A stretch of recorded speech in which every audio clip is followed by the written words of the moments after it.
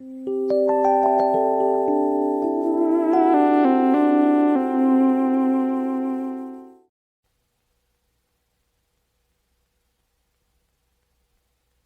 tuned after this program for some exciting retail offers on products seen in the Dallas Cowboys cheerleaders country western workout video. Warning.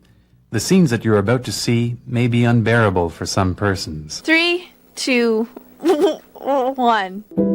Previously on VCR Party Live. So I got Disney Plus, and I've been going through because oh boy, you're just really trying to sell this Disney Plus. I think you're getting like a kickback or something. No, but what I love about it, when I was a kid, and we would go to the rental store, we would always go and pick out the giant white clamshell movies. But there was one that my mom said, "Don't get that one." Oh yeah, and she said it's stupid.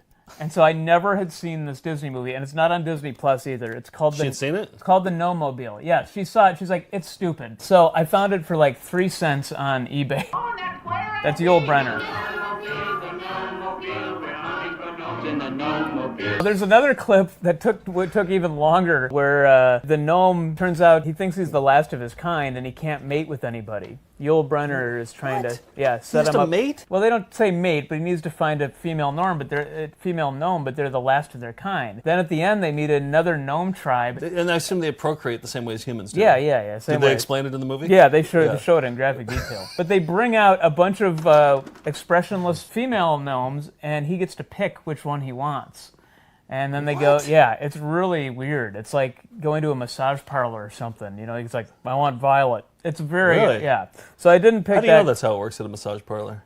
Huh? How do you know that's how it works at a massage parlor? Did you ever see Cat House, the HBO show? You watched it? Yes. Okay. And that's how it works. Cue Nick as a sexual man?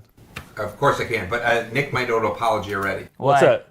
Not Yul Brynner, Walter Brennan. Oh, it's Walter Brennan. Yes. We'll save it till the end. Save it till the end. No. Just take care of it now. Not Yul Brynner. Take care of your... All right. Yes. 1989 Batman cereal. Here we go.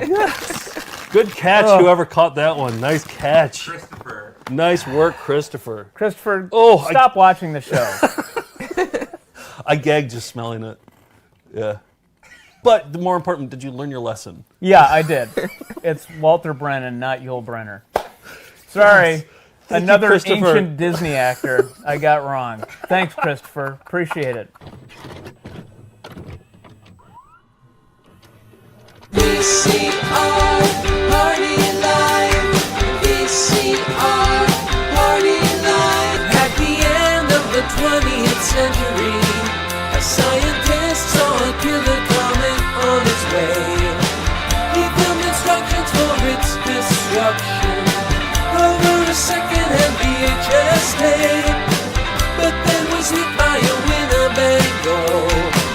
So his assistants Nick and Joe must search every corner of his drone for the cassette that is our only home. But in the meantime, they'll play the greatest hits they found. VCR Party Live. VCR Party Live.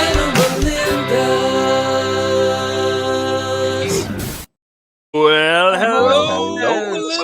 Everybody. It's Tuesday night. It's VCR party time. We watch VHS tapes. We have 14,000. We have I think 14,500 now. I'm Joe. There's Nick. There's Steve. And we got a fun show. We got a great guest coming up. But the reason I say we have 14,500 tapes is because we just went to Canada. Anytime we go there, from the WOC boys, we always get a shitload of tapes. Yeah. Too many tapes. Did you get pulled over? Because you drove a lot of them back. Did customs pull you aside? I had a cop at the border ask me what they were. He opened my trunk. He had a flashlight. And he goes, it's a lot of tapes. And I go, yeah, they donated a bunch of tapes to us. He goes, what's Donut Man? And he had Donut Man, the talking Christian donut video. And this is a cop with a gun that said this at the border. And you probably didn't know because you've never actually watched Donut Man, have you? I knew enough that I could tell him what it was. What did you say? I want to hear what your explanation was. I said it's a Christian tape that one of the guys donated. So yeah, that was good enough to get me through. It only was like a 10-minute stop. Did you explain it's kind of like a circle square kind of a? We normally don't do kids videos. It seems like shoot fish in a barrel, but for the most part, we okay. Okay. Well, here's some of the ones that they gave us that I'm stoked about. Warning examples for our day. Great cover. Look at those. Look at those warning examples right there on the cover. This is the Jerry Fit, the first workout with weights for older adults. I bet that's boring, but I can't wait to watch it. Liberace. We have like 3 Liberace videos, but I don't think we have this one. And look at, there's flying windows right on the cover. Well, we'll see if they're flying or not. I'm excited. Yeah. So, you got anything? Yeah, a bunch. Here's this is the Easy Bake Club. It's kind of like the Babysitter's Club, but cooking adventures with the Easy Bake Oven. But aren't they heating that up with a light bulb? Yeah, that's what it is. It's a really hot light bulb. Did you know that Esquire had a VHS label? It's they're releasing this film. Looks, I don't know, from a foreign country, but this is like pasted on, and then it's like Esquire. So I don't know what this is, but I like that Esquire puts their name bigger than the title of the movie. Yeah, I know. So I like that. We got Fireplace in a Box! Exclamation point. Do we have this, Shoji? Fiddling around? We do. Yeah, we do. But it's always good to have a backup. Yep. This is a giant Yamaha keyboard seminar. And then a road safety video with starring Elmer the Elephant. I'm not familiar with Elmer. Me either. So yeah, a lot of promising material. Thanks to the WOC Archive. Follow those guys on Instagram. All right. Steve, you got anything to show us? Not a thing.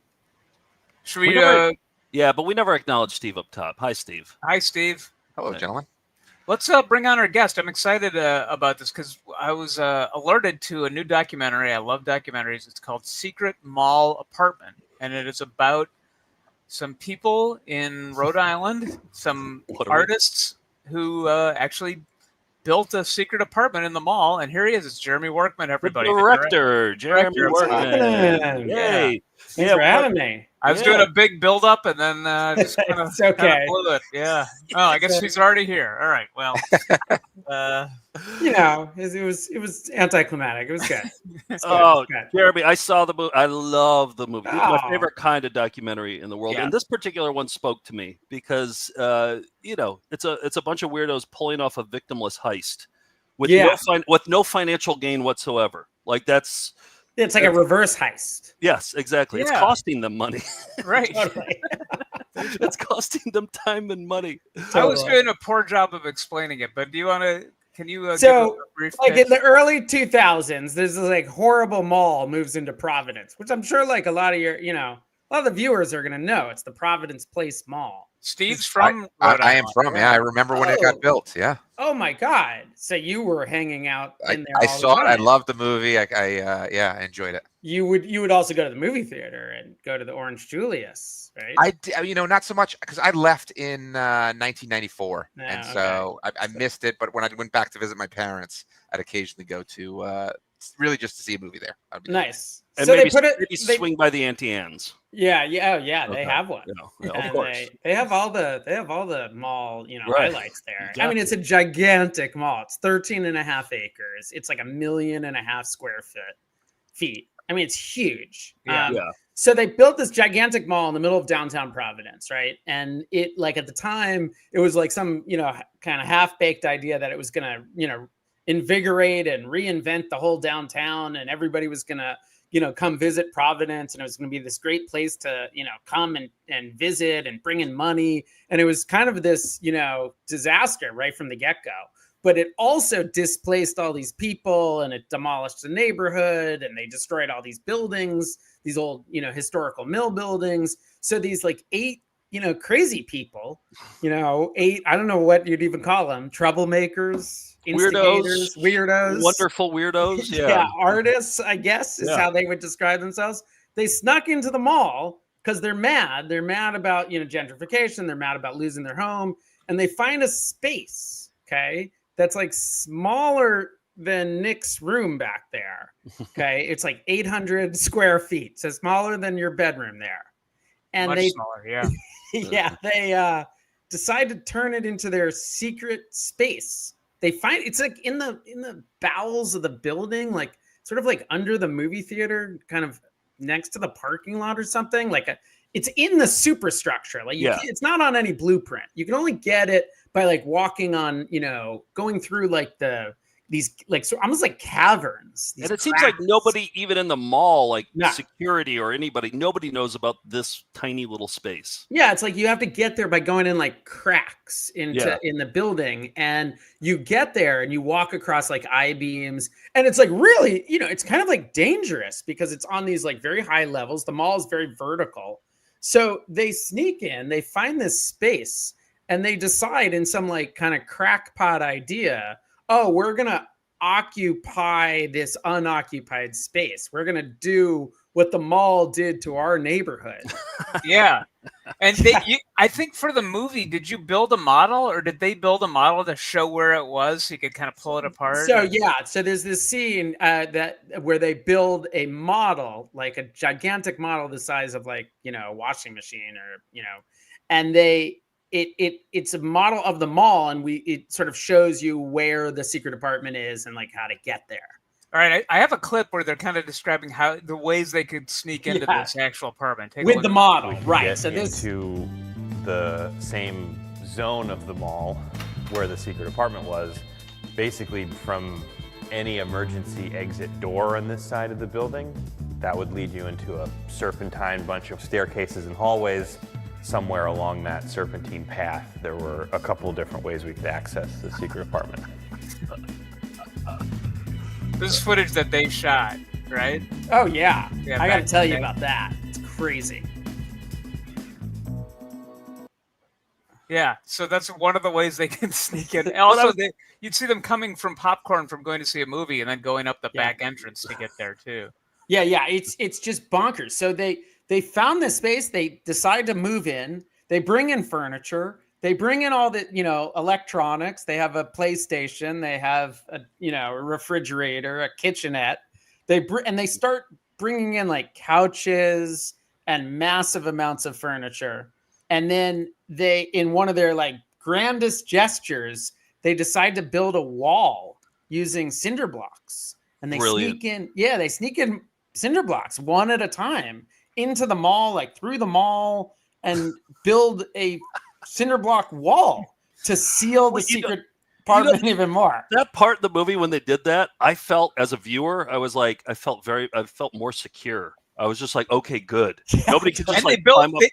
They built a door with a lock. Yeah, they built a door with a lock. Nobody else could get in. Yeah, so that it would like conceal to the rest of like whatever was out there. Yeah, it's bonkers. Oh, and so it lasts for nearly 4 years, and they're able to sort of dodge in and out of the mall. And also, like, they're going in and out of the mall. They're going to the food court. They're going to the movies. They're using like the resources of the mall, the bathroom, and they're sort of using this space almost like is their like clubhouse and like hanging out there and going back to the mall, video games there and playing video games, and they're filming it all. So they're filming it with these cameras that they got like at Radio Shack for $89 or something. It's an amazing story. The documentary is playing everywhere in theaters, but we thought that was a good excuse to have you on to curate some mall videos and pitch you some documentary ideas. So yeah, I want to talk more about this. We have some business to take care of up top at the show here, but once we get into our raviolis, I have a million questions for you. Oh, awesome. Let's get started with the Found Footage Festival Classic. Let's do it. You caught me with my pants down, but no one sells carpet or waterbeds for less. So, Jeremy, I pulled off my own mall heist when I was probably 23 years old. If you want to make a documentary about this, here's the story. So I had heard, this is right when we were starting up Found Footage Festival, I heard that the best training videos, and training videos are so hard to find. You have to like work at the job in order to like steal them and take them and have them. You can't just find them at thrift stores. So I heard that the worst training videos were at Suncoast Video. And I had heard a rumor that they had a Wayne and Garth, what was it, like impersonators doing like talking about customer service, like the whole thing's all about customer service. And so I was like, I got to steal these things. So I actually got a job at a Suncoast Video.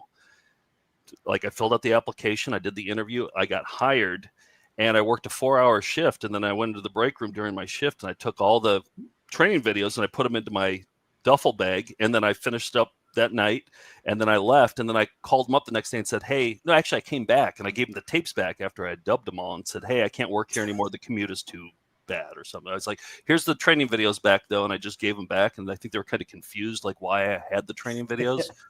So I didn't steal them technically, but I got all of them.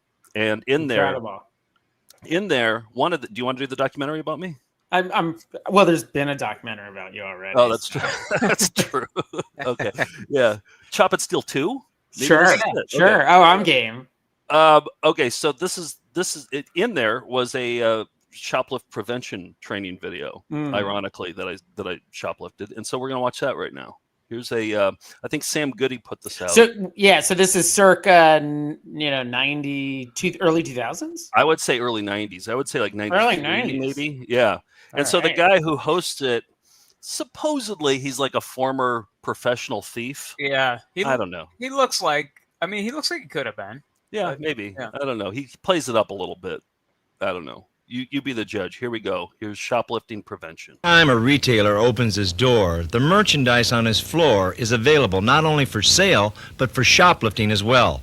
The following video has been produced by VSDA in order to stop professional shoplifters before they get out the door. ZZ Top. Who is the thief? The guy that's going to walk in your door wearing a bandana around his eyes? Or maybe the guy with a real villain mustache? How about a guy like me with a nice suit on and a polite smile, smoking a pipe? I'm going to show you a theft situation. Not smoking a pipe. Watch this. The shoplifting crews have anywhere from just one person to 5 people working a given location. What you will see here is a 3-person team at work. An innocent brush on the brow means everything is okay, or a rub on the nose means there's a problem. A pull on the right or left ear can... Nick, when you shoplifted the Incredible Hulk Sega game, did you use any of these hand signals? I used them all, yeah. I was like third base coach. Tell the takeout man where the problem employee is, so he can be taken out. Finally, when all is ready, the hitman will enter the store. His basic outfit will be over... What's that? He's still in the Golden Child. Golden Child. I know his choices of what he's shoplifting. Golden Child was a hot video, man. Yeah. We're in the comedy section. Yeah. It was probably a $29 tape back then. Absolutely. Fit will be oversized pants. On his pants is the 25th anniversary of the swimsuit edition. Nice. This guy has nice taste. Oh, yeah. most important tool, special hooks, which allow him to quickly open up his pants faster and tuck the merchandise under the diaphragm. Come on, let's take a look at another theft. Let's take a look at another theft. This Heart song that we used without licensing it. Yeah.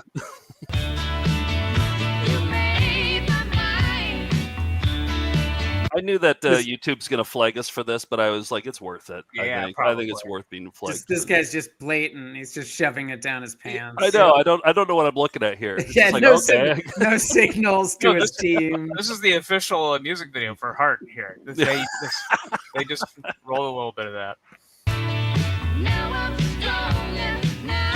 Yeah. Bull Durham, Standy. Yeah, that's the bass player. Yeah, exactly. Now the escape. Escape. Wait, I was also getting an Alex Trebek, Oh, yeah. From him. It's like a gentleman thief. Mm-hmm. Yeah. Right.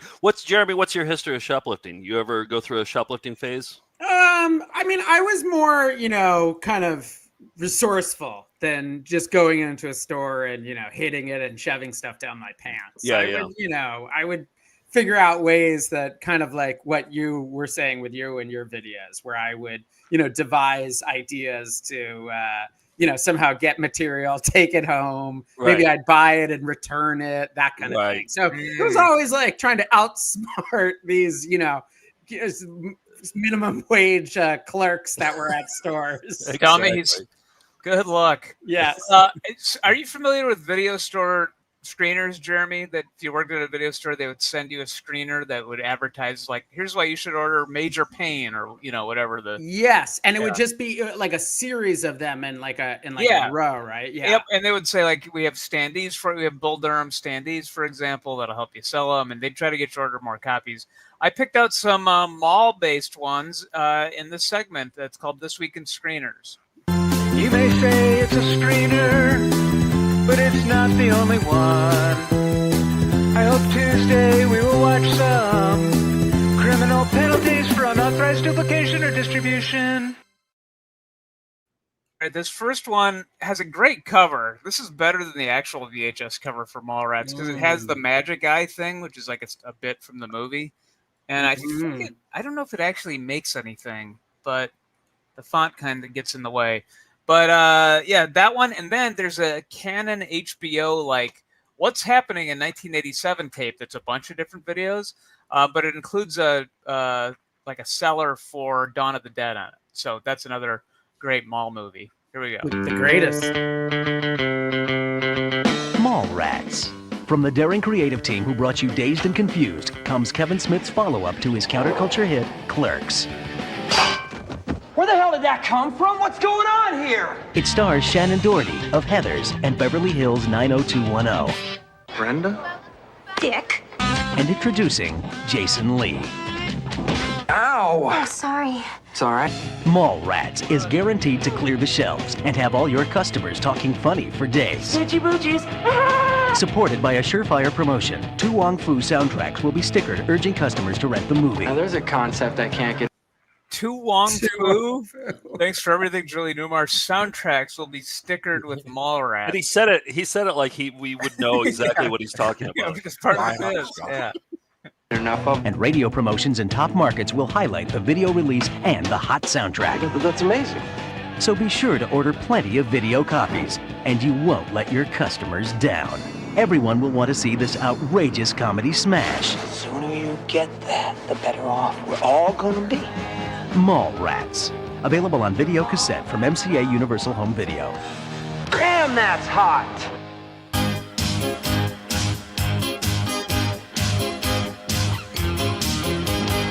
One by one.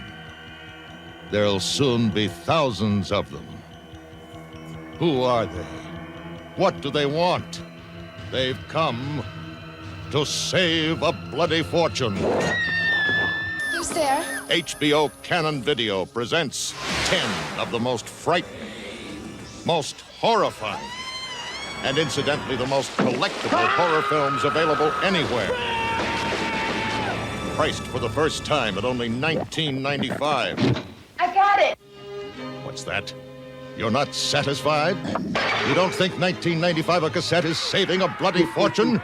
Have some fun with this. HBO Canon agrees with Tom you. Savini. And that's why they've decided to slash up to 20% off. Inside each cassette box is a $2 rebate coupon. In addition, with your co-op ad participation, the consumer will realize an additional $2 off by sending in a copy of the ad and The proof of consumer purchase. will realize another $3. With our strong advertising confused with this campaign in rebate. Time, Yeah. People, and Sports Illustrated, they'll already be knocking down your doors. But you'll be the hero when they discover that they can save even more with your help. HBO Canon Video, breaking new ground in home video. That's sort of the golden age when videos weren't priced for just rental stores anymore. When they started to be $20. I remember, I think that's when Suncoast popped up. Yeah.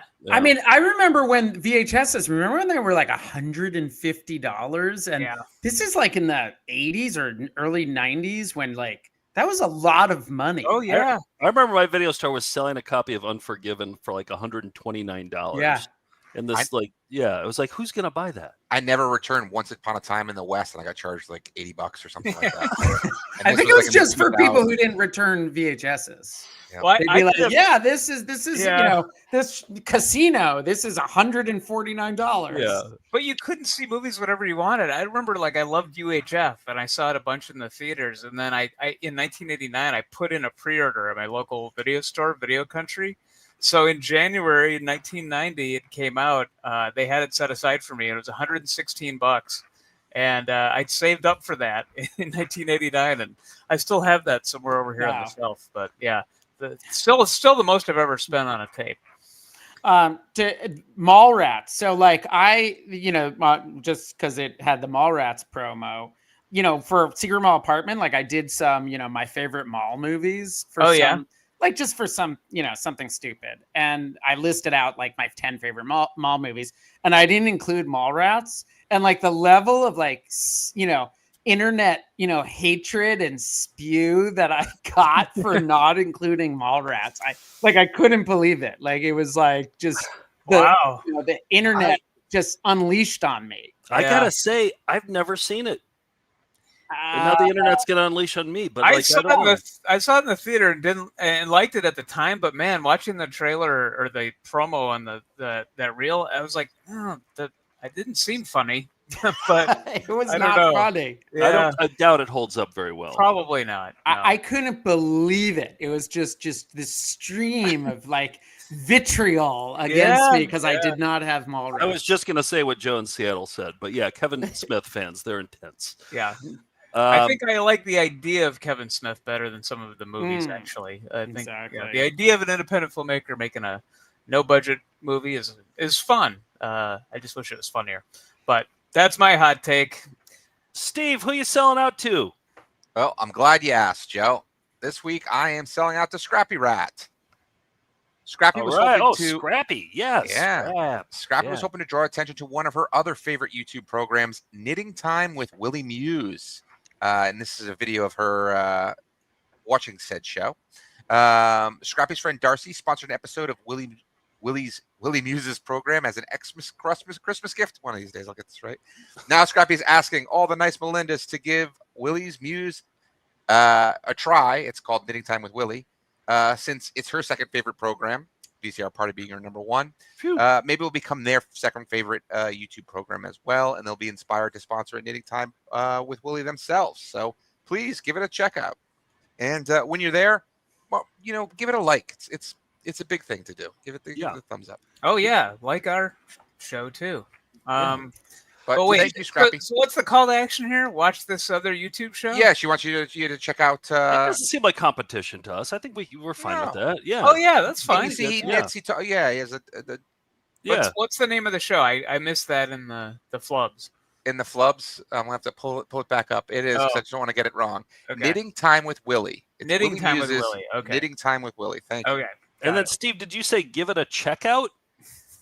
Maybe. Okay. Maybe. Everything I said for the last, I don't know, is blank. So. You said give it a checkout. Yeah. Yeah. Well, I know what you mean. You're quoting Yul Brynner, I think. With that one. Hey, did you guys ever, when talking about like video stores and videos, did you guys ever record onto videos like that? Oh yeah. Yeah, I did that too. I had my UMTV Raps tape.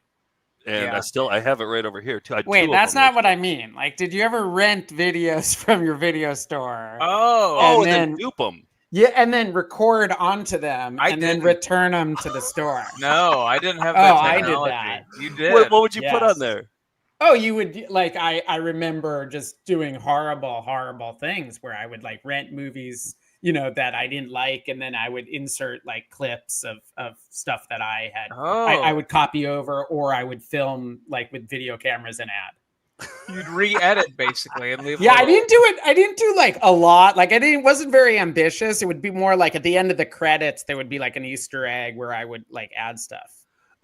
I like that idea. That would be a fun idea. Is like if you get like the movie Top Gun or something, and then you rent it, and then immediately try to like make your own version of Top Gun, and then return it.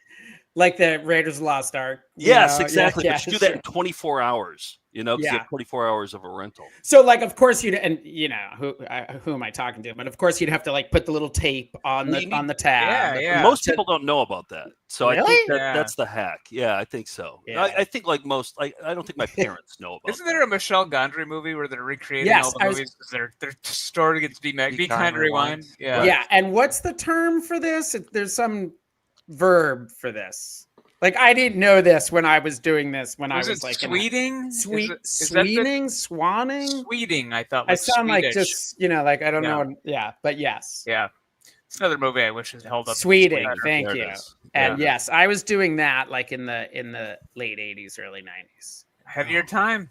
Yeah. And your tapes are out there somewhere too. They are. They got to be circulating. They might be on your shelves for all we know. I'll take a look once we're done here. Take a quick browse through those 14,000. I have a new segment, Jeremy, that I'm excited about, and I think you'll appreciate it. So on local TV shows like morning news, evening news, my favorite part is the banter. When they just kind of like they finish up a story and then they kind of chit chat about stuff and the banter. That's what this segment's all about.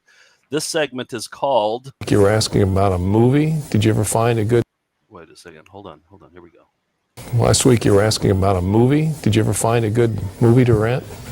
I No? don't think so. It's called Banter.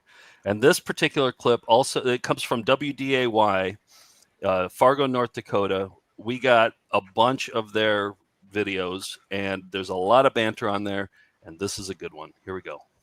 And doctors recommend closing your windows and washing your clothes often to prevent allergy flare-ups. You do notice. You don't need to see the plants, but the pollens are in the air. And I forgot there was a soundbite, so I was going to start chatting about allergies. Well, if you suffer from cold-like symptoms for more than 2 weeks, it could be allergies. You should get yourself tested before more serious problems like asthma develop. And what were you going to say, Drew? I was going to say you do notice a lot of people sniffling this time of year. Never a comfortable time when there are allergies. Allergy season. Do you suffer from allergies, Rebecca? No, not really. That's good. That's banter this week. The inmates are running the asylum there. I mean, there's no leadership. I mean, somebody just grab the reins here. It's wow. Oh, that's what great banter is all about. Oh, I got it. Oh, go ahead. No, I'm I'm doing banter just like they are. Yeah, I feel like I can fit right. Wow, it's allergy season, so yeah. Yes. Sorry, go ahead. All right. Okay, I got a new corner, brand new corner, hot off the presses. So here's the thing. Nick, we don't really dabble in euphemisms too frequently. We have a lot of opportunities to dabble in euphemisms, especially like wiener and dick euphemisms. Like, we have opportunities to do that. But I just feel like I've heard so many dick jokes over my life that like they just don't make me laugh. It's an obvious place to go. Yes, exactly. Nick, you did one that was funny, the Between Two Shafts. Oh yeah, it's a video called Between Two Shafts. You don't call attention to it. You just say this video is called Between Two Shafts, and then Yep, exactly. So that's what this corner is. I don't think we'll be doing this corner too often, but I call it the shaft in. This time I'm going to try the second hole. Euphemism corner, and there's the FFF in the euphemism there for Found Footage Festival. Very nice. So I got this video. It's should I not tell what the euphemism is and let it be a surprise? I think that might be the way to go. It's a guy that uses a funny word over and over again, and I edited together just those parts. Here we go. Euphemism corner, episode number 1. Now, all homeowners use caulk around the house, making a variety of different caulks. That's step number 1. Pick the right caulk for the job. To make sure you get a professional-looking caulking job, be sure and pick up a caulking gun. First one, and most important, is dripless. When you're finished squeezing this caulk, keeps the caulk from continuing to ooze out. We can always add more caulk. It's harder to take it away. Now, some people say you ought to push the caulking gun along as you apply the caulk. And I can see how much caulk I'm actually applying, but you're pushing it into that crack. I'm Don Zeman with News from the Homefront. Trust me, you can do this stuff. Caulks, caulking job. Yeah. You think it works? I don't know. I mean, yeah. I got it. I don't feel like anybody's really laughing right now. I don't think. I mean, we didn't have to be proud of them all, but I think it's yeah. Wait, can you go back to an image of that guy? Yeah, I think his name was Don. And I'm putting the Don Zeman, I think. Yeah, Don Zeman. I just want to. I just want to comment how much he looks like a cock. He does look like it. Yeah. Doesn't he? Yeah. It's a perfect host for a cocking video. Sure. Yeah. And you're saying caulk, right? Yeah, exactly. Okay, good. Like the tube that he's holding. Right. Yes, he does. Yeah. Well, if you want to see our brand new show with even more euphemisms in it, we are going to be in Jersey City playing WFMU's venue on Friday, right? This Friday? Wow, yeah. We're going to be there. And then we're debuting and taping our new DVD and digital release in Philadelphia, May 10th. There's still I think the first show is almost sold out, but the second one, there's seats available for. We need people there too. This needs to be full because we're having cameras there, and it needs. Yeah, we'd look like a bunch of suckers if we release a DVD and there's like 14 people there. Oh, that'd be sad. It's cheap. I think the tickets are cheap. They're like $15. And that place is cool. It's an old mausoleum. Philomoka is an old mausoleum, and it looks like that from the outside. So. Yeah, then we got a bunch of other tour dates coming, so check out that on our website. Now, it's been 2 weeks of a little respite from Flying Windows, but we're back, baby. Here's This Week in Flying Windows. Steve? He's not used to it because... Oh, yeah.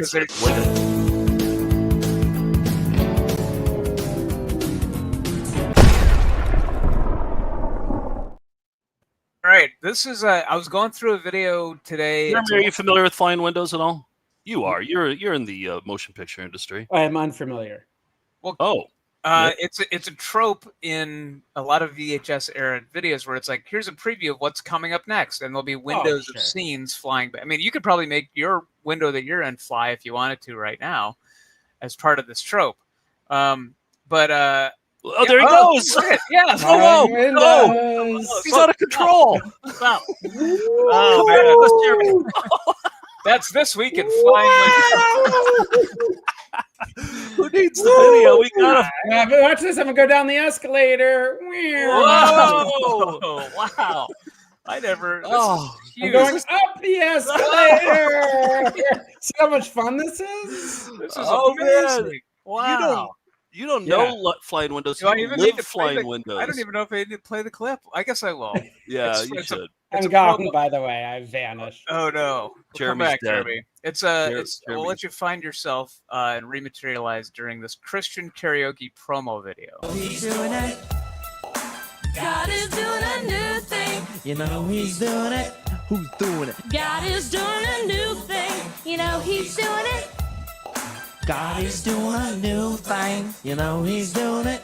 Who's doing it? God is doing a new thing. I just never thought I'd be able to do this in a church, you know? I just love it. I mean, every youth group needs one of these. These are so cool. What they're talking about is karaoke for Christian music.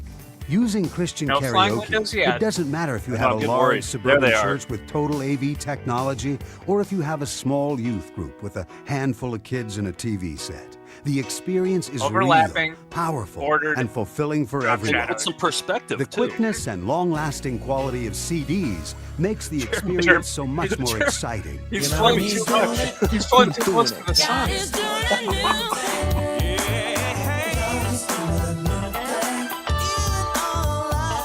There we go.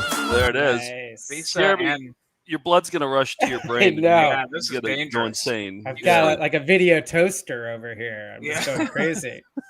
We gotta get that. You flew too wild. Yeah. Wow. Well, I hope we can. Oh, wait. You're almost back. Yeah. All right. Let me let's see what I right can yourself do. and get into This Week in, show us your raviolis. Come on, let's see your raviolis. Show us your raviolis. Show us your raviolis. Show us your raviolis. Show us your raviolis. Show us your raviolis. Show us your raviolis. All right, it's time to rock the ravs. It sounds like you brought some raviolis with you too, huh, Jeremy? Yeah, Jeremy doesn't know what raviolis are, I don't think. But I'm just gonna talk to him like he knows what they are. Yeah, I know what you're talking about. All right. Yeah, I'm with it. I brought some. We just call these the videos we found this week. We call them raviolis. So, but you picked out a video. I think our George, our VHS detective, showed a bit of this, like maybe 3 or 4 years ago. I hadn't seen the full video, but it's a training video for, I guess, employees of the arcade spaceport. What do you know about this?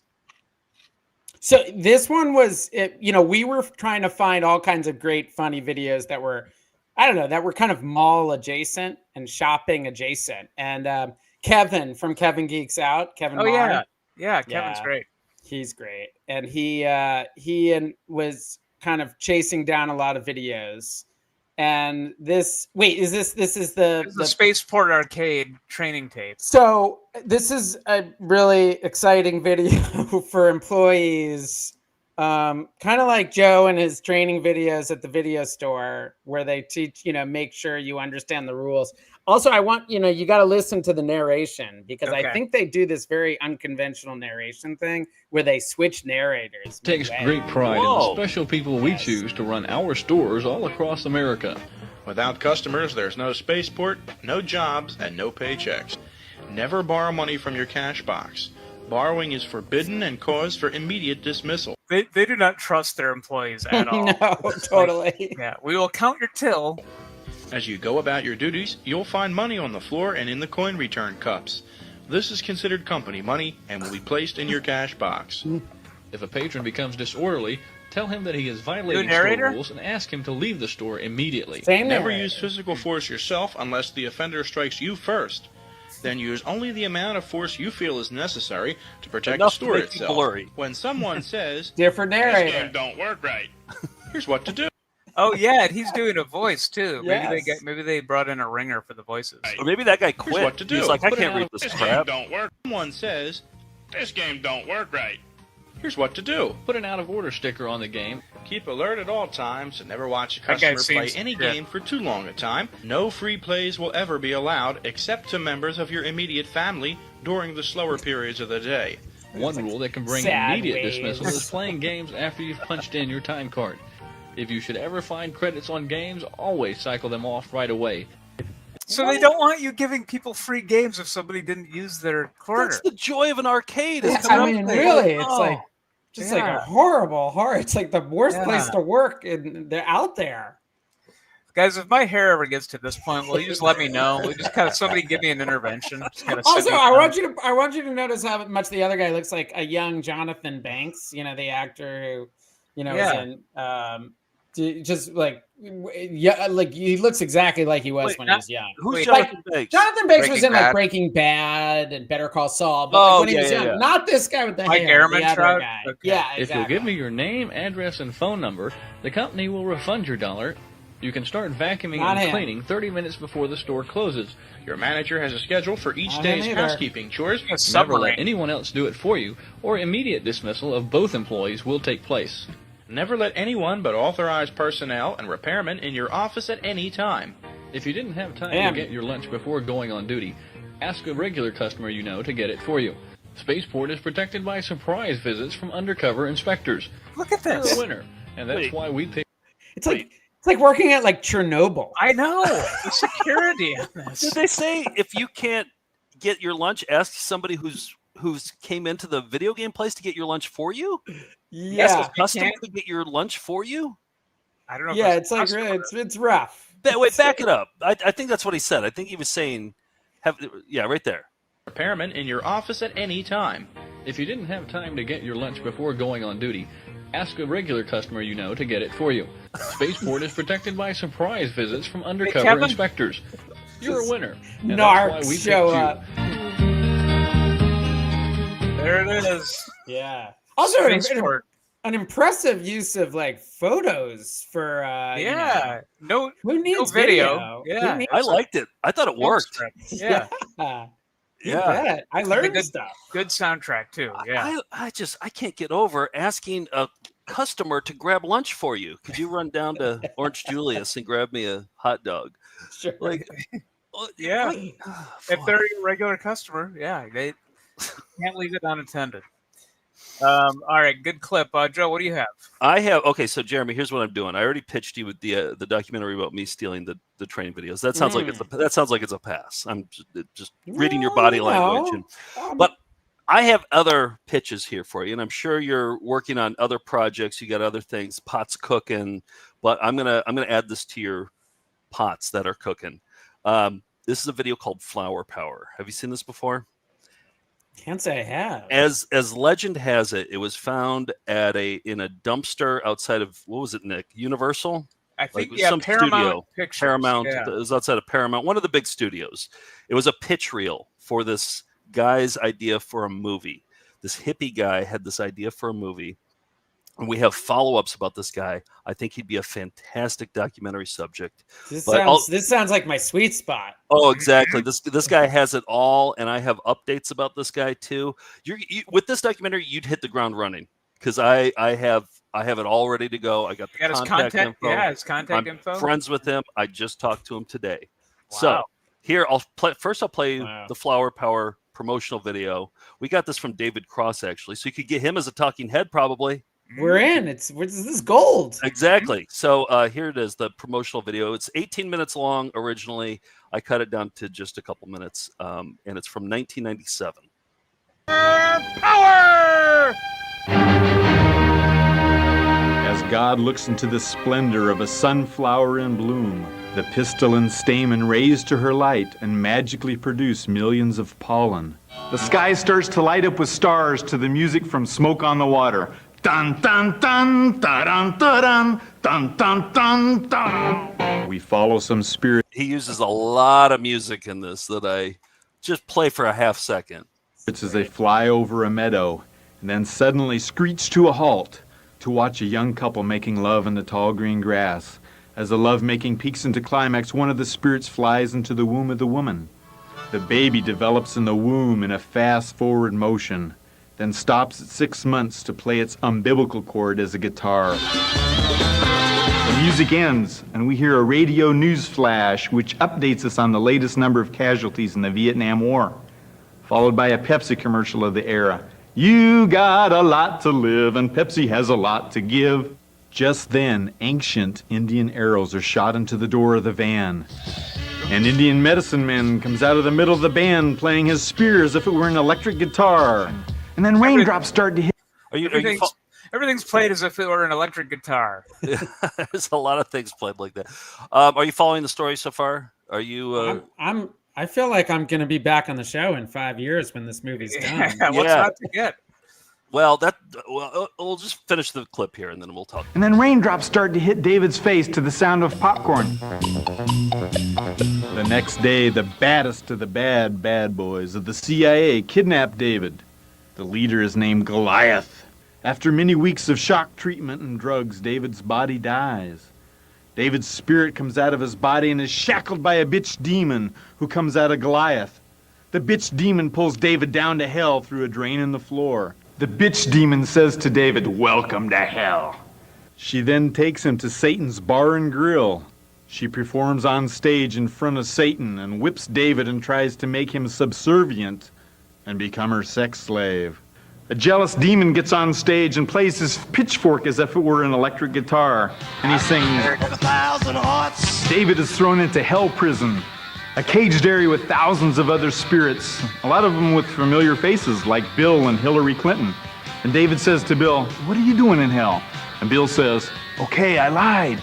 I inhaled." David shoots a light beam out of his staff and blows the demons and Hitler into the lava pits. And David grabs his followers and they run up a lava tube. And behind him is all these demons and all this lava. And David bursts out of the top of Mount St. Helens.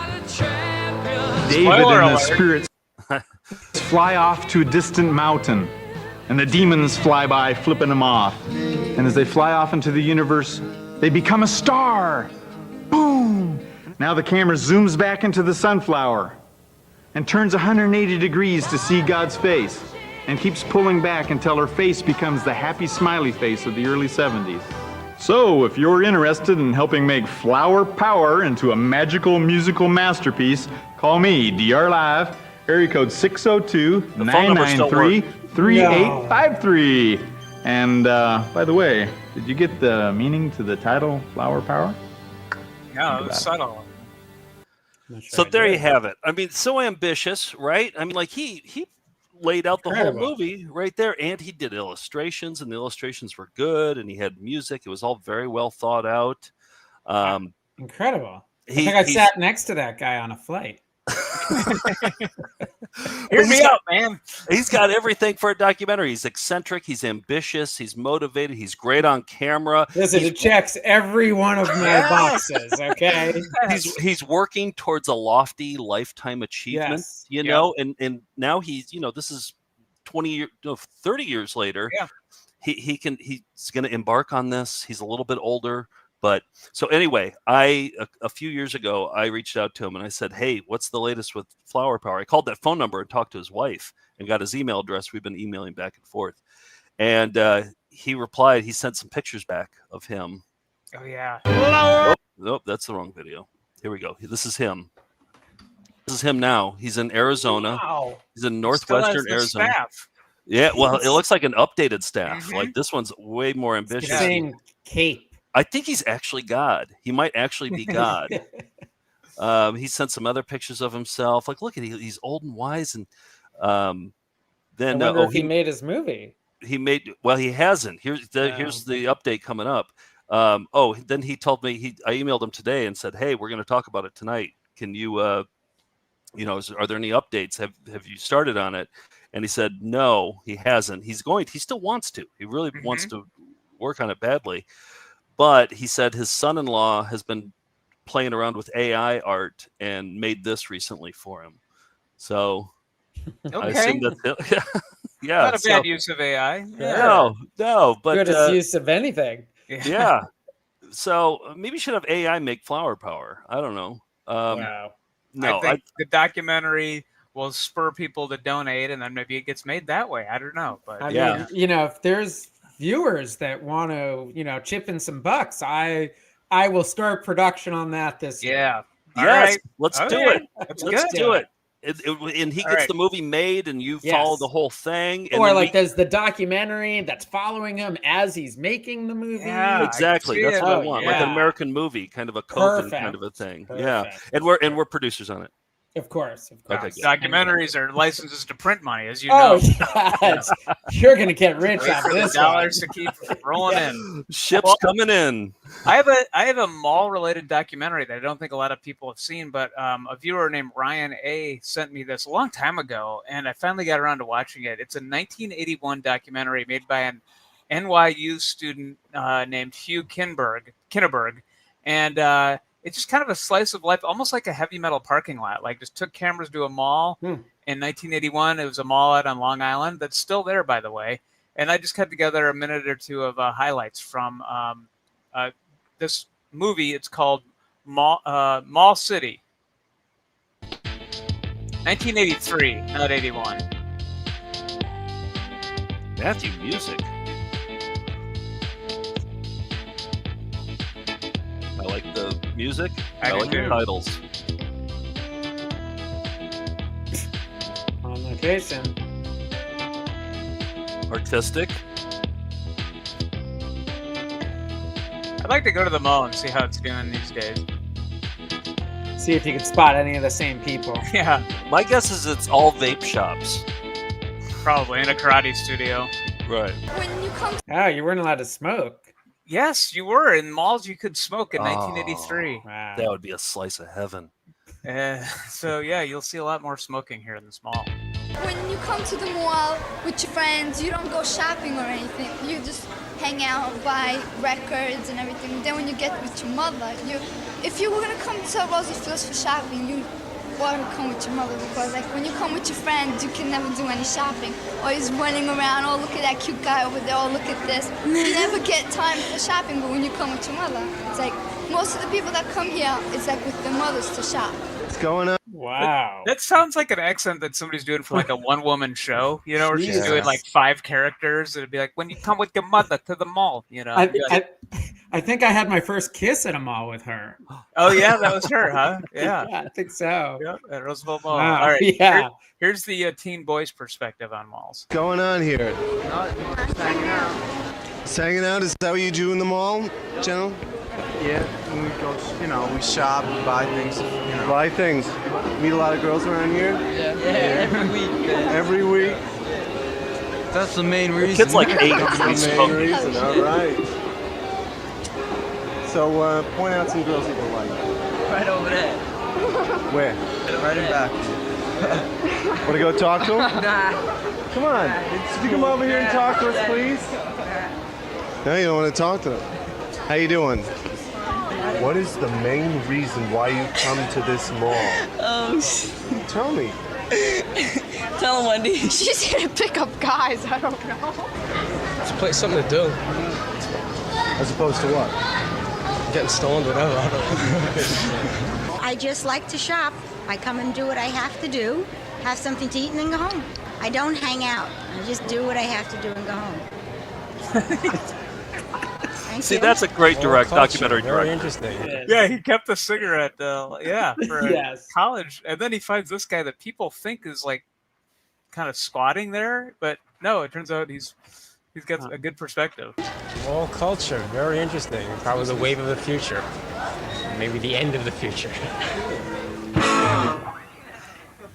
Yeah, that's just a few Wow. highlights. I want to see that. Man. Well, yeah, Heavy it's- Metal Parking Lot's got nothing on that. Well, good news. I put it on our streaming service for Wind-Up today, so you can watch the whole thing. It's just under an hour, and it's like just little interviews done, fly on the wall stuff. By some college students in a mall in 1983 on Long Island. There's another documentary out right now called Jasper Mall. It's on, I think, that's a good one. Amazon. And So that's really a good. dead mall. Yeah. Right. Yeah. Secret Mall Apartment's a very live mall. So Right. some people hear Secret Mall Apartment, they're like, oh, they must have snuck into a dead mall. And I'm like, no. It's a busy, bustling mall. But Do you know the one part of Secret Mall that, or of what's the movie? What's the full title? Secret Mall Apartment. Yeah. Secret Mall Apartment. That I wanted more of, that I thought was coming, but it never arrived because I don't want to spoil it. But I wanted like hardwood floors in there. I wanted a chandelier in there. You know what? I wanted more. Once I got a taste for it, once that wall went up, I was like, oh, I want the pool table to be in here. A loft bed. The chandelier would have been a nice one. Yeah. I thought the video game and the TV was pretty sweet. No. PlayStation in there. And the footage of them bringing like the couch up the stairs. It's insane. Using pulleys. It's ridiculous. It's just how brazen they were about just walking in. They'd walk in confidently, with that's the the way as you learned in your stealing videotapes. That's the way to do it. You have to do it confidently. Yep. Yeah, you just got to shove that stuff down your pants. You can't be sheepish. Yeah, exactly. No. All right, Jeremy, you picked out another training video. This one is for a staple of the mall, Radio Shack. Yes. But this is a safety training video. It is, and it was a long training video that went over all kinds of details, but the best stuff and the most important and helpful for future employees was about ladder safety. Yeah, this is solid gold. Here we go. Radio Shack ladder safety.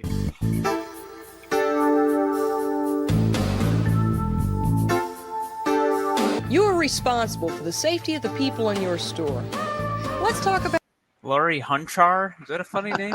It's close. Sort of. It's close. Is that a real name? Yeah. Hunchar. Yeah, she needs a pseudonym. Answer team captain? Is that that's an actual job? I guess so. On LinkedIn? Yep. Radio Shack, a safer place to work. When using a ladder, make sure it's placed on a level surface, clear of obstructions.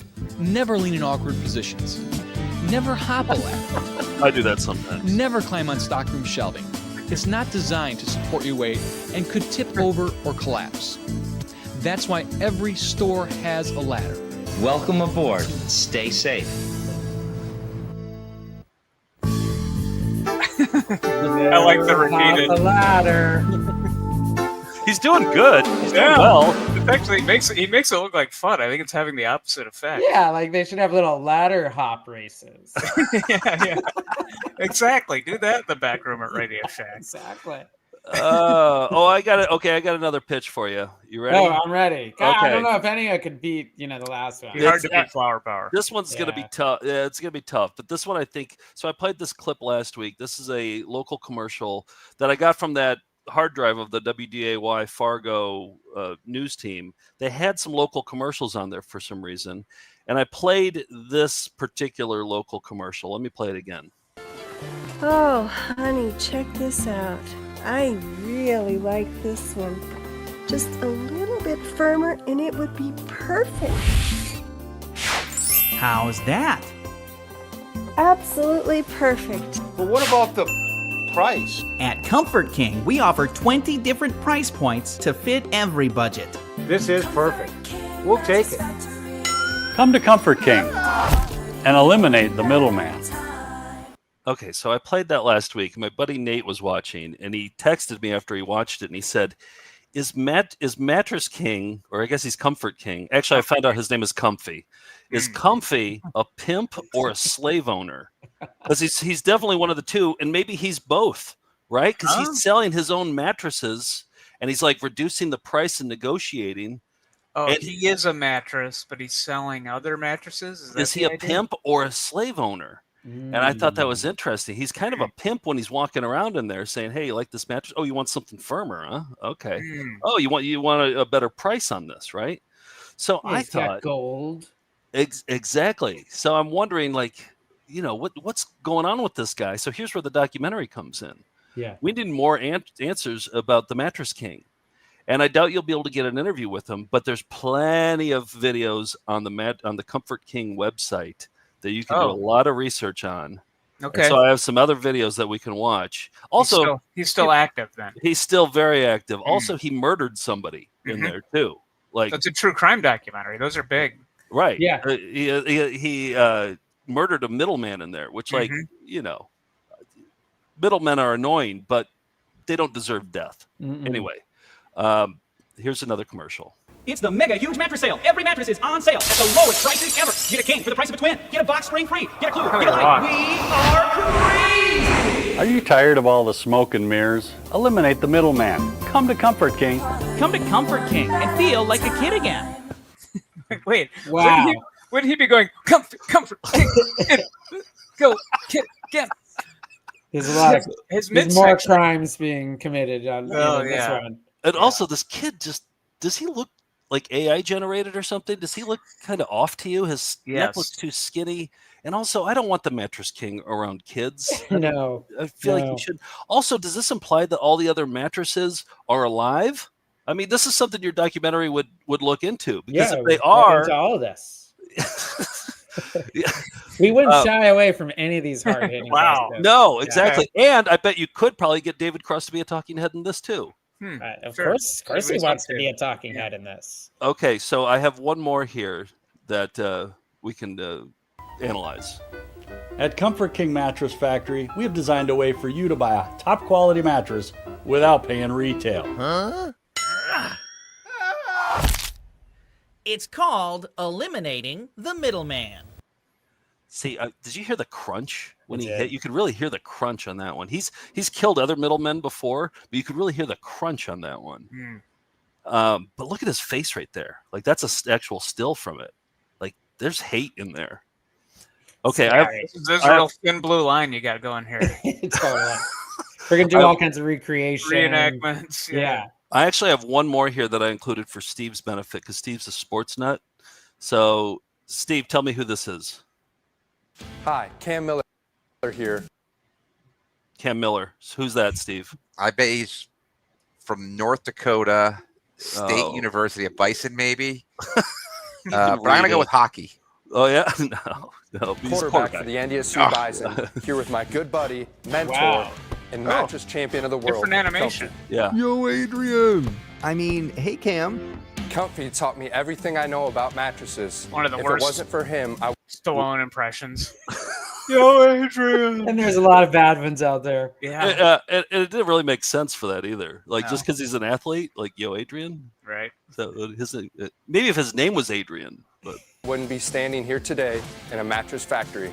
I joined the Bison because I want to be a champion. Bison? Comfy, let's see what kind of hands you got. Aww. Never mind. Just go deep.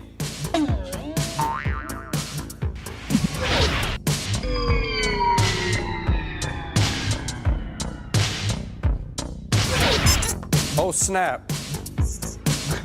Don't worry. We've got a soft spot warranty for that. Comfort King, the bed of champions. He's trying to rehabilitate his image with this one. I think so. He seems a lot softer and nicer. He's not murdering anybody. No. Anyway, how would you approach this documentary, Jeremy? Like, where would you start with a Mattress King documentary? like from birth. You know. You keep calling it Mattress King. It's Comfort King. Comfort. His name is Comfy. His name is. You want to understand, you know, his very early backstory, growing up, what it was Go to the like. factory it was made. Yeah, and just what went wrong, where it went all wrong. In a modest mattress factory in Fargo, a young mattress was born. They called him Comfy. Also, he had that ability to like breathe air onto the middleman that would disintegrate him. Is it like an acidic thing? I don't know. There's so many questions to explore. And I bet there'd also be like some great archival footage of Comfort King, you know, and other venues, other news media clips. Back when he was only a twin bed. Yeah, at a sporting event, and he'd be in the stands, and he would just, you know, show up at different things, and you could find all that archival footage and really go to town. Maybe before he even started at Comfort King, the store. Yes, he was just a comfort prince, and then he became a king. Well, and now he's like Caligula, right? I mean, he's this king. He runs this place, and he just kills anybody he doesn't like, right? And then that's my assumption. Yeah. So I'm asking Melinda's, the creative Melinda's out there, to make an illustration of the Comfort King. I was thinking like sitting on a throne while some beautiful throw pillows are feeding him grapes. Maybe. Oh, nice. Like some throw pillows. Oh, he's very hedonistic. Okay, he's that think kind so. of king. Okay. Yeah, you know, beds are, you know, they're holding him up, and you know, right. He's their king. They worship him. Yeah. I wonder if Flower Power son-in-law can get us some AI stuff. Fingers crossed. I'll email him. He's responsive to emails too. Okay. Jeremy's an ace at that. Yeah. All right, we're running a little short on time, but I think I'm going to play Edmonton Mall. We have a souvenir video. Oh, this is a famous mall. Yeah, we played Edmonton, and everyone's like, "Did you go to the mall?" It was the world's largest. I don't know if it still is. World famous mall. It's it's humongous. Yeah, it's like bigger than the Mall of America. Predates it, and it had an aquarium in it. It has a submarine in it that you can ride in. An NHL-sized hockey rink, and there's a souvenir video that you could buy at the mall, and we got it. Here it is. Great soundtrack.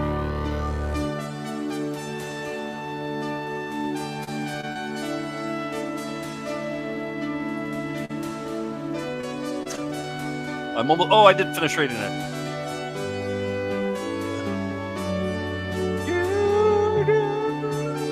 I love titles that stay up for too long. Yeah. That feel too high on the screen. West Edmonton Mall is the world's largest and most complete fashion and recreation center. At a total cost of $1.1 billion, the mall is the most ambitious shopping center project ever conceived. The 5 parks and attractions located on site offer kids and kids at heart something extraordinary. A terrible shot. The newest of these attractions is the World Water Park, the largest indoor aquatic recreational center on Earth. The World Water Park's total area of over 5 acres holds activities suited to all ages and all levels of aquatic skill. Don't tell me.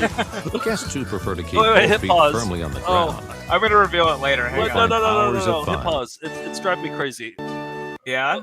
Oh, the cats riding motorcycles. Yes. Yes. It was production music that we found on another VHS tape that I'll reveal in a second here. Oh, that was driving me crazy. We'll find hours of fun, testing their abilities at games of skill.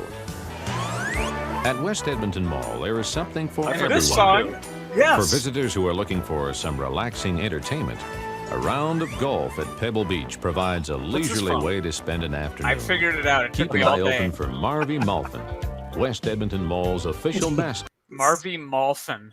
And good There little might be a documentary. Marvy Malfin It's like can be Mattress visited in his King. natural Oh. habitat, greeting guests You can and interview him shoppers, for the Mattress or at King. special I could, community yeah. events, hospitals, and schools. A big hit with children and adults. Marvy Malfin is a real character. AI boy. Guests of the Fantasyland Hotel and Resort Here's why I want to go, because I love staying at the Fantasy Suites, and they've got him there. may choose to spend their nights in the glamour of a Hollywood nightclub. It The doesn't look pure like a fun Hollywood of a stay nightclub. in the truck room, The truck room. or under the palms of the Polynesian Of the room, cocaine complete room. with erupting volcano. Wow. West Edmonton Mall. the eighth wonder of the world. Not really. All right, yeah. Like I mentioned, the main takeaways for me were these songs that I recognize. Let me just play them for you, and then we'll play the video that we know them from. At West Edmonton Mall, there is something I'm dying for to know everyone. what this is. For visitors who are looking for some relaxing entertainment. Oh, dude, it's Cat Capers. Yes. They use the same song. Works better with the cats. The newest of these attractions is the World Water Park, the largest indoor aquatic recreational center on Earth. The World Water Park's total area of over 5 acres. This is the song for Cats Running Motorcycle. So, yeah, it turns out there was not many production music libraries at that time. So these early VHS releases, they had a pretty small will. They pop up every so often. I love it when they do. Yeah. Malls, cats, it's all the same. It's all there. It's all there. That's raviolis for this week. Incredible. Shows the raviolis. Shows the raviolis. Shows the raviolis. Jeremy, were you working on anything new? Or you? Oh, I'm doing another documentary. I'm almost done with it. Are you serious? Yeah, yeah. It's so serious. It's like very serious. It's not as it's not like Secret Mall Apartment. I've been making a movie in South Korea. I've been making a documentary about a tiny school in South Korea that has 20 students, and they're all North Korean defectors. Oh, that sounds interesting, though. It is. It is. Yeah. How did that fall in your lap? It was just kind of, I was out there. I met the school. I was out there with another movie. I was doing distribution in Asia with another documentary. And I met this school. And then next thing we figured out about, why don't I do a documentary? Yeah. Kind of not much different if I do a flower power documentary. Right. It's equal. It's just the same thing. Yeah. Right. How did Secret Mall? How did you find Secret Mall Apartment? Did you know those dudes? Or I didn't. I didn't know those dudes at all. I didn't even know the story. I was like in the middle of Athens, Greece. I was filming another documentary called Lily Topples the World. I was filming that, which is a documentary I did about the world's greatest domino toppler. And that sounds good. And I was out in Greece filming, and she was doing a domino topple with Erno Rubik, the creator of the Rubik's Cube. Wow. And the building that we were in is where I met the main guy from Secret Apartment randomly. How many hours of footage do they have from like back in the day? Like how much did you have to go through? So they had 25 hours of footage that they filmed in the Secret Mall Apartment. And like everybody who's watching will understand, it was 320 by 240, 8 frames. Right. Little cameras. Yeah. So like worse than a VHS. Yeah, but that gives it some charm too. It also looks like naughtier. You know what I mean? Like, we're in the cracks of the mall, and it looks like that. Yeah. Yeah. I mean, they bought the camera at like Radio Shack for like $89. I like to think that they like snuck in through the rooftop when they were closed and took it and then used it and then brought it back and placed it again. Yeah. That might be wishful thinking. I like there was one footage that's not in the movie where they were running around in the mall in the middle of the night. And it was so dark because that quality of the video was so bad that it just wasn't even usable even in a movie. Yeah. Oh, but man, can you imagine that? Nick and I worked a job where we were with a guy who spent a week in an IKEA, and he slept overnight in there. And then when it's after hours and you're in a big, huge IKEA or a mall or something, it's weird. It's really weird. We had flashlights because it was pitch black, and it'd be flashlights, and we'd go out to the cafeteria. And like we'd have like the lingonberry juice, and like they told us we could grab whatever we wanted. Grabbed whatever we wanted. We picked whatever bedroom set we wanted to sleep in. And, it was probably scary, right? It was a little bit. Yeah. The guys in the Secret Apartment said it was like so dark when they would sleep there. It was just it was pitch black because there was no windows in the Secret Apartment. Yeah, they're in this like weird part of the architecture, and it's just this space, and it was just darker than black. It's just and at any moment you could just hear those foots climbing up that ladder. Yes. And it wasn't insulated either, right? And it was cold. Cold. Would they sleep overnight there? Yeah, They had overnight yeah. And how many people were in the club essentially? 8. There were 8. Okay. And they committed. They swore to secrecy. They really kept it, secret for years and years. So we're talking 17, 18 years.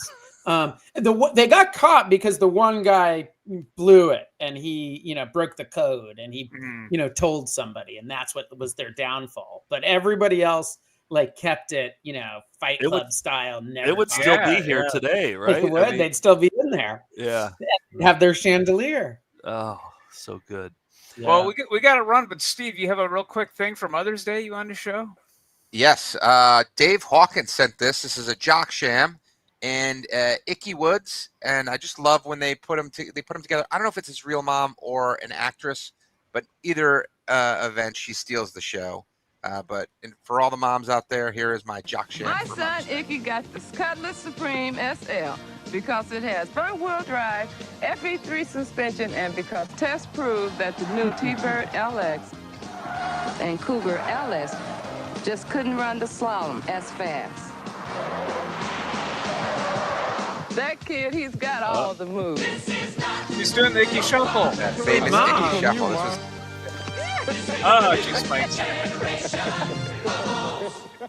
I'm assuming that she was the actress, but in any event, I think. Well, probably because tribute to mothers. Because I mean, we heard that quarterback for the Bisons, right? And they can't deliver a line to save their lives, right? An athlete can't. Yo, Adrian. All right. The EP this week. George and Ryan are joining us again. We can't get enough of Cool Cat. I almost feel ashamed to say it, but each week we're like, oh, let's wrap it up, and it's like, no, we can't. There's still and we're still on the first Cool Cat Saves the Day feature film with the cat in a costume, and it's a safety video. I thought we'd be on to Dirty Dog by now, but no, we're still on Cool Cat. So, but it's good. That's the reason we're watching it, is because it's good. I wanted to say the fish aquarium training kits have been sent out. The 2 fish trainers have received them, and they're excited to train their fish.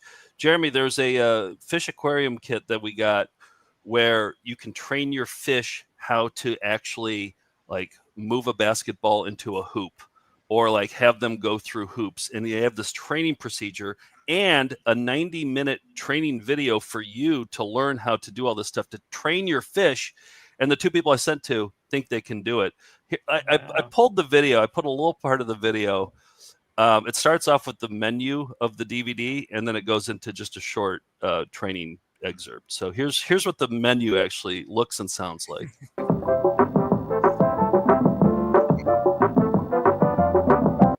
Play all. Thanks for purchasing the R2 Fish School Kit. It includes everything you need. What's that? Good use of money. Yep. Good use of everybody's time, too. Yep. It includes everything you need to train your fish to do some really cool tricks. We recommend that fish be about 2 inches or longer. Smaller than that, and they don't seem to have the necessary brain power. Eventually, your fish will push the ball right over the rim, dunking it. Swish! Nothing but net. Oh, it's impressive. All that hard work pays off. So we're having a competition between the 2 people who received them. Whichever fish scores the most points, whether it's in it comes with a soccer net, if they score a soccer goal, or if they score a hoop. So I think it's going to be a low-scoring game, but we'll see how that turns out. It's a really defensive battle, yeah. And I mentioned our. I thought you were going to pitch Jeremy on a documentary idea if you wanted to. Oh, I mean, there's 90 minutes of raw footage that you can use already. So I have the lab coat somewhere. He's got a story. And our streaming network. We're uploading new stuff. I uploaded almost a 2-hour home movie from a Taco Bell in Colorado. Where they're just hanging out, the employees of the Taco Bell going to the we gun should have and played that one for Jeremy. That one, wow, sword store across the street or across the food court. It's a good time capsule video. At one point, they take hangout videos in fast food places are great. Yeah. At one point, they're hanging out on their break in the weapons store, and they take a gun that's presumably not loaded, and jokingly put it to the guy's head who runs the gun store while he's working at Taco Bell.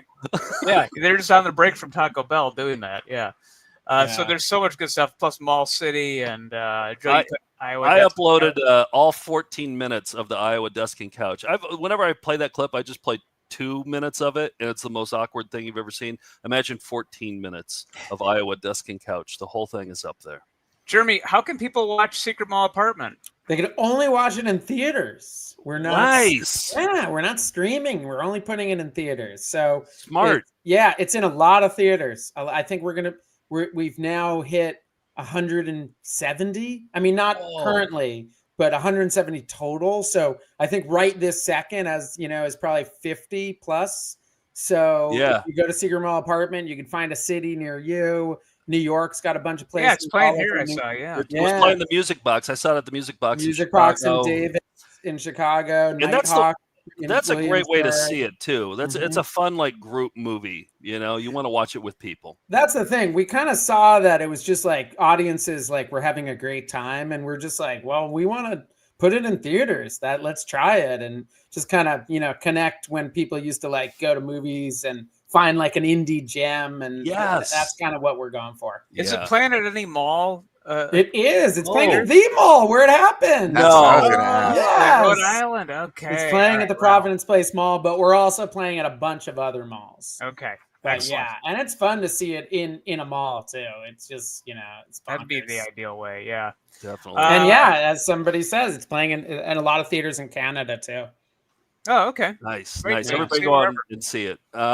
Hey, we're going to be on WFMU tomorrow morning at 11 a.m. Eastern Time.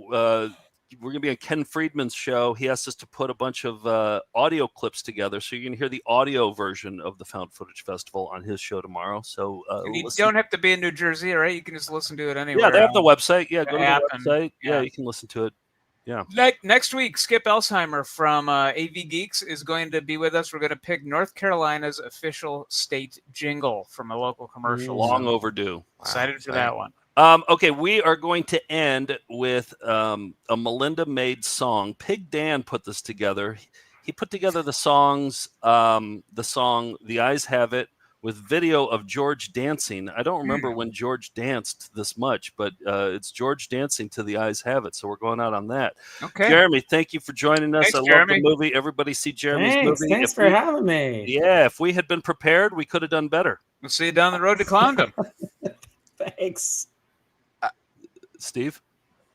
My nose isn't full of yuck anymore. And Jeremy got a line? Never hop on a ladder. Okay, never hop on a ladder. All right, here we go. Push the button. There we go.